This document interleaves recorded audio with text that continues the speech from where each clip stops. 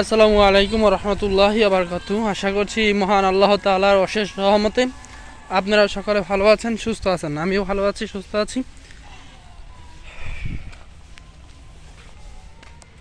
এই হচ্ছে বর্তমান পরিস্থিতি। আপনাদের সকলকে কৃষি চিত্র 24-এর পক্ষ থেকে আন্তরিক শুভেচ্ছা অভিনন্দন। সকল শহীদদের প্রতি জানাই শ্রদ্ধা অভিনন্দন।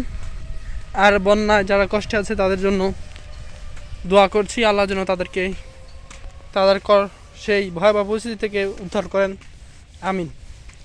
তবে দেখেন, রাস্তায় অতিরিক্ত যানবাহন এবং বিভিন্ন কর্মকাণ্ড করার মাধ্যমে রাস্তাগুলোকে এভাবে ক্ষতি করছে।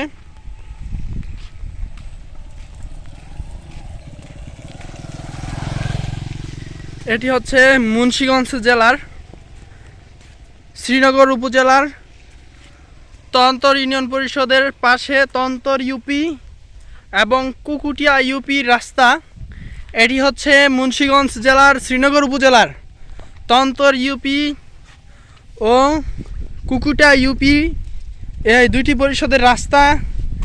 এখান দিয়ে মেন রাস্তা গেছে নপাড়া ওই বৃষ্টি দিয়ে, আর এখান দিয়ে হচ্ছে বাগবাড়ি যাওয়ার রাস্তা। এখানে হচ্ছে পঞ্চগ্রাম কবরস্থান। আমরা আজকে আপনাদেরকে বৃষ্টির ভিতরে দেখানোর চেষ্টা করব এই রাস্তাটিকে কিভাবে অর্থ সম্পদওয়ালা, ভার বুদ্ধিওয়ালা, জ্ঞানীগুণী নয়, তারা রাস্তাটাকে কিভাবে নষ্টর দিকে এগিয়ে নিয়ে যাচ্ছে। আর তাদের কেউ কিছু বলার নেই, কেউ কিছু বলতে পারছে না। আপনারা দেখছেন রাস্তাটি ফাটল ধরে গেছে। আপনারা জানলে অবাক হবেন, এই রাস্তাতে এমন কিছু যানবাহন ঢুকে যে যানবাহনগুলো ঢুকলে একটি সাইকেল আসার পরিমাণ জায়গা থাকে না। এটা কতটুকু ভয়ানক রাস্তার জন্য এটা আপনারা জানেন। যারা বিশেষজ্ঞ আছে, যারা এ নিয়ে কাজ করে, রাস্তা নিয়ে কাজ করে, তাদের বিশেষ অনুরোধ যে আপনারা সবিনয় এই রাস্তাগুলোকে দেখুন।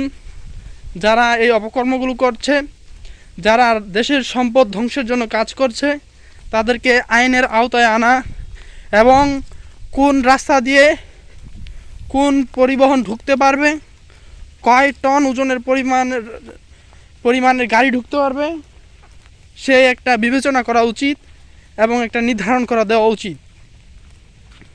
এলাকার মানুষ সবাইকে সব কিছু বলতে পারে না, তাই এলজিডি কর্তৃপক্ষ যারা আছে তাদেরকে বিশেষ অনুরোধ।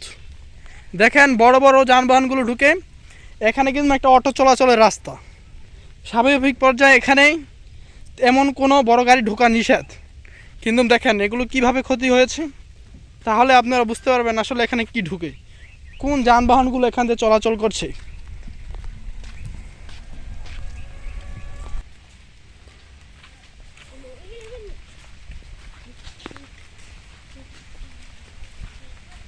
প্রত্যেকটি এলজিইডি রাস্তার এই যে মোড়গুলো রয়েছে, এখান দিয়ে অতিরিক্ত যানবাহনের যে লোড গাড়িগুলো আছে, সেই লোডের গাড়িগুলো চাক্কাগুলো এখান দিয়ে নামায় ঘোরার সময়।